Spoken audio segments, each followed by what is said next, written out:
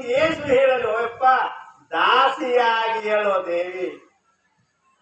ಆಸೆ ಇಲ್ಲದೆ ಭಜಿಸಿದವನಿಂಗೇಸು ಹೇಳಲಿ ದಾಸಿಯಾಗಿ ಆಶು ಪುರುಷಗೆ ಕೊಡುವಳೈ ಸಾಯುಜ್ಯ ಮುಕ್ತಿಯನ್ನು. ನಾವೆಲ್ಲರೂ ಪಡ್ಕೊಳ್ಳೋದಕ್ಕೆ ಕೇಳ್ಕಲ್ಲ. ಸಾಯುಜ್ಯ ಮುಕ್ತಿಯನು ವಾಸನಾಕ್ಷಯನಾಗಿ ಆ ವಿಷಯದ ವಾಸನೆಯ ಕ್ಷಯ, ವಿಷಯದ ವಾಸನೆಗಳು ಹುಡುಗಿ, ವಿಷಯದ ವಾಸನೆಗಳು ಹೋಗಿ ವಾಸನಾಕ್ಷಯನಾಗಿ ದೇವಿಯೇ ದೇವಿ ಅಂದ್ರೆ ನಾನು ಸಕಲ ನಾನೊಬ್ಬನೆಂಬ ದೋಷಹರ ಪರಬ್ರಹ್ಮದೊಳಗ ಐಕ್ಯನು ಕೇಳಲ್ಲ. ಇವು ಪಕ್ಕಾ ಶಿಷ್ಯ, ಇವ ಪಕ್ಕಾ ಶಿಷ್ಯ. ಇನ್ನ ಹೆಂಗ ಆಗ್ಬೇಕಪ್ಪ ಅಂತಂದ್ರೆ ಮನುಷ್ಯ ಮರದ ನೆರಳಲ್ಲಿ ನಿಲ್ಲಿ ತನ್ನಯ ನೆರಳಡಗಿ ಮರ ನೆರಳೇ ಇರುವಂತೆ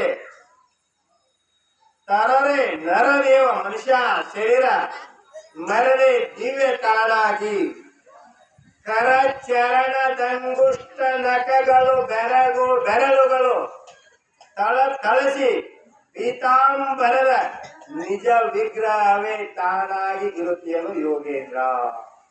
ಇದು ಪರಿಪೂರ್ಣ ಸ್ಥಿತಿ ಬರ್ತದ. ಇನ್ನೂ ಗುರುವಿನ ಕರುಣೆ ಆಯ್ತಪ್ಪ ಅಂತಂದ್ರ ಕೊನೆಯದಾಗಿ ಇನ್ನೊಂದು ಶ್ಲೋಕ ಹೇಳ್ತಾನೆ. ಅದೇ 18ನೇ ಅಧ್ಯಾಯದೊಳಗ 17ನೇ ಶ್ಲೋಕ ಹೇಳ್ತದೆ. ಯಾವ ಮಾತಾಡಬಾರ್ದ.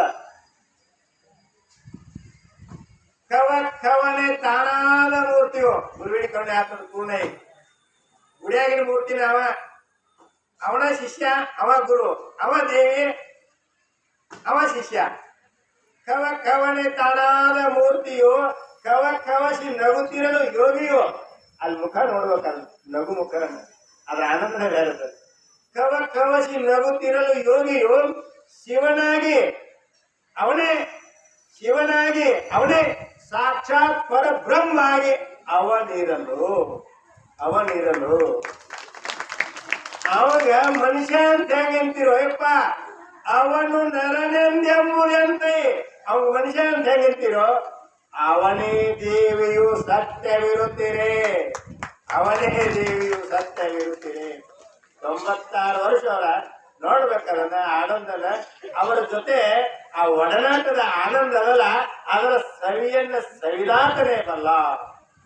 ಕವನೆ ತಾನಾದ ಮೂರ್ತಿಯು ಕವಸಿ ನಗುತ್ತಿರಲು ಯೋಗಿಯು ಶಿವನಾಗಿ ಸಾಕ್ಷಾತ್ತರ ಬ್ರಹ್ಮ ಆಗಿ ತಾನಿರಲು ಅವನು ನರನೆಂದೆಂಬುದಂತೆ ಅವನೇ ದೇವಿಯು ಸತ್ಯವಿರುತ್ತದೆ.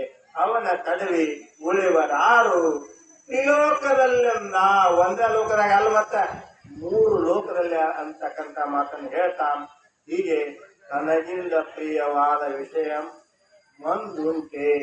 ಹಂಗ ಅವರಿಗೆ ನನಗೆ ಬೇಕಾದ ಪ್ರಿಯವಾದ ವಸ್ತುವಿಗಿಂತ ಮತ್ತೊಂದು ಯಾವುದು ಇಲ್ಲ ಅಂತಕ್ಕಂಥ ಮಾತನ್ನು ಹೇಳಿ ನನ್ನ 2 ಮಾತಿಗೆ ವಿರಾಮವನ್ನು ಕೊಡ್ತಾ ಇದ್ದೀನಿ.